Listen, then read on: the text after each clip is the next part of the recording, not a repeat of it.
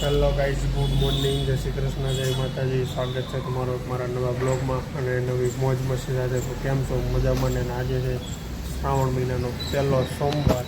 તો આપણે જવાનું છે મહાદેવને જલ ચડાવવા.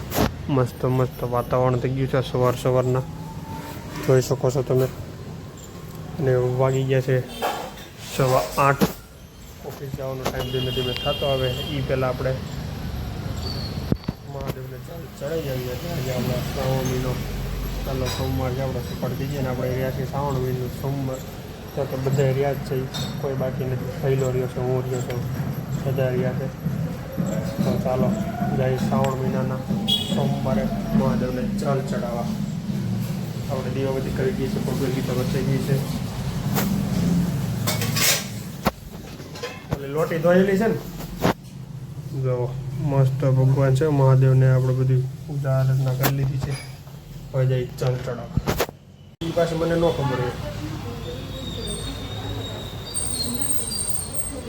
હા, નાકુ બાબે દાણા બધા નાખી દે. ચોખા છે, પછી મગ નાખવાના હોય, ચોખા નાખવાના હોય, આ બધું નાખી દો એટલે આપણું જળ ફૂગી જાય. ટાઈપ મહાદેવ પણ કમ્પ્લીટ. મસ્ત મસ્ત વાતાવરણ થઈ ગયું છે સવારના પોરમાં. વાદળ થયું, વરસાદ આવી છે પાછો.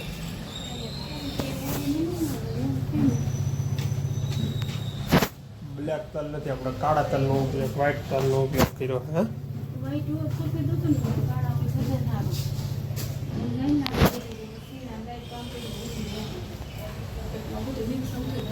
થઈ ગયું ને હવે આ કે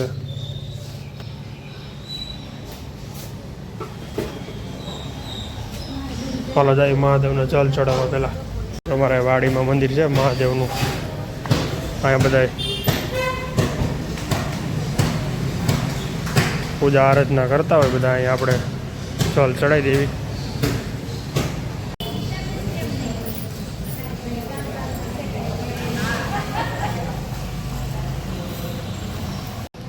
મહાદેવના દર્શન કરીને આવ્યા ને ડાયરેક્ટ વરસાદ આવી ગયો સીધો. તો પાણી એટલી વારમાં જ ભરાઈ ગયા નીચે ધીમા. હવે આપણે જવું જ ઓફિસે ફટોફટ, નકર પછી પલરવાનું થાય. એટલે નીરે ઓફિસે પૂગી જાય તો ઉપાધિ નહીં કાંઈ, શાંતિથી. આ બાજુ વરસાદ આવી ગયો છે, ફૂલ અંધારી ગયો છે. વરસાદ આવશે જ. ન કેવું થઈ ગયું અંધારું ગમગોવાર. બાકી વરસાદ આવશે, વાર લાગશે. ચાલો જાય ઓફિસે. તમને બધાને પણ ગુડ મોર્નિંગ અને જય શ્રી કૃષ્ણ, જય મહાદેવ. तेरे नाम की जोत ने सारा हर लिया तमस मेरा. नमो नमो शंकर भोलेनाथ शंकर जय त्रिलोकनाथ शंभु हे शिवाय शंकर. नमो नमो शंकर भोलेनाथ शंकर रुद्रदेव हे महेश्वर. ડૉક્ટર સાહેબને હમણાં જ આ રજાવાળું વાતાવરણ છે, પણ પેશન્ટ આવતું નથી. ડૉક્ટર સાહેબને હમણાં હાવ રજા. ડૉક્ટર સાહેબની મંદી આવી ગઈ, મંદી. આપણે તેજી છે, આપણે કંઈ વાંધો નહીં. તો વરસાદી કંઈ છે અને એવો બધો ખાસ મજા આવે એવું વાતાવરણ. તો તડકોય નથી, ઠંડુ વાતાવરણ છે, ગરમી ન થાય ને એવું. છોકરાઓને રજા પડી છે અને આમ જો અત્યારે કેટલો ટ્રાફિક છે આ રોડ ઉપર. કંઈક બીજાને વાલે ચડવા આવે, કાંઈક ગાડીનો ટ્રાફિક ને કાંઈક છોકરા છૂટે એનું ટ્રાફિક.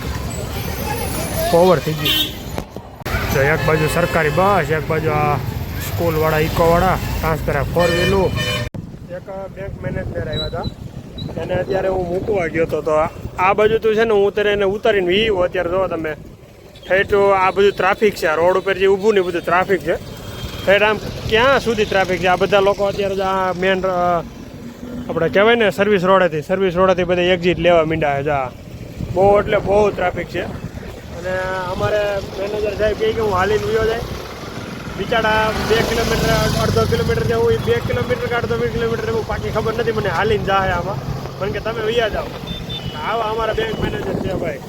જો બાકી આ ટ્રાફિક જોવો તમે ખાલી કેટલું છે. નજીક આ બધા માણસો જાય, ઓલું ટ્રાફિક જોવો તમે, હલતું જ નથી ત્યાંથી. જો આ વાહન છે બધા બ્રિજ ઉપર ઊભા છે. એ હલતા નથી એકે વાહન ત્યાંથી ઠેઠ આમ બ્રિજ દેખાય ત્યાં સુધી છે ને હજી આમ તો આગળ કેટલું હોય મને ખબર જ નથી. અને આ ભાઈ માર્કેટ જોવો તમે અને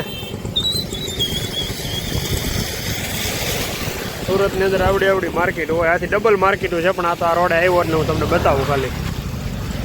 સરકારી તંત્ર ફાસ્ટ થઈ ગયું છે ભાઈ સુરત મહાનગરપાલિકા.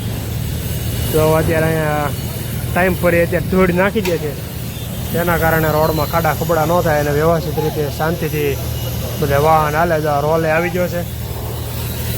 જીસીબી છે આગળ ડમ્પર પડ્યું છે ડમ્પરમાં ધૂળ ભેરી છે આવી બધી એટલે આ બધું હાલ્યા કરે એ રીતનું આયોજન અત્યારે ગોઠવેલું છે. આગળ આ રોલ કરશે તો આ રોલ કર્યો આને ચાલુ.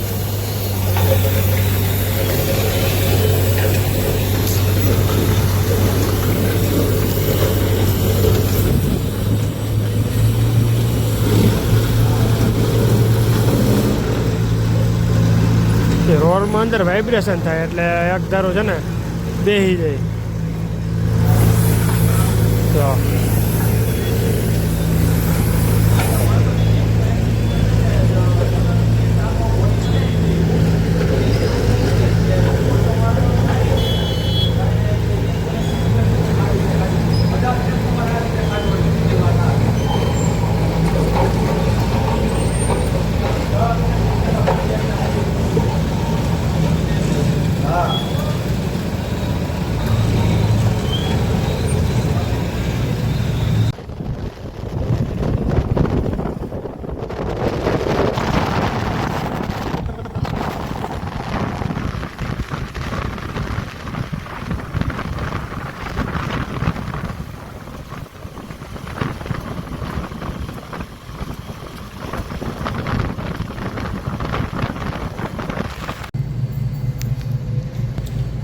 પીસી કરી દીધા છે બંધ અને હવે જવાનું છે આપણે ઘર બાજુ ધીમે ધીમે ભાગી.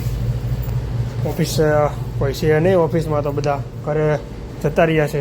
હું એક કહું શ્રાવણ મહિનો છે ને લાગી છે બહુ ભૂખ મને આજે. શ્રાવણ મહિનાનો સોમવારે રસોવા છે એટલે હવે જોઈએ ઘરે ભાભીએ શું બનાવ્યું છે જમવા માટે.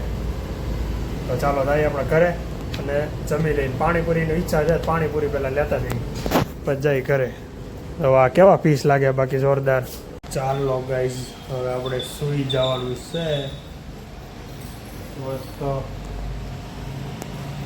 રાત પડી ગઈ છે આપણે ધીમે ધીમે હવે અને બધા સૂઈ ગયા છે મકાન બંધ કરીને આપણે સૂઈ જશું. અને આજે પહેલાંને પેટમાં દુખતું હતું બંધાણ બાંધ્યું બેસી કોઈને કહેતું ન કહેતો પણ માનતો નહોતો પણ આજ તો ધરાહાર માની ગયો છે અને બંધાણ બાંધી દીધું.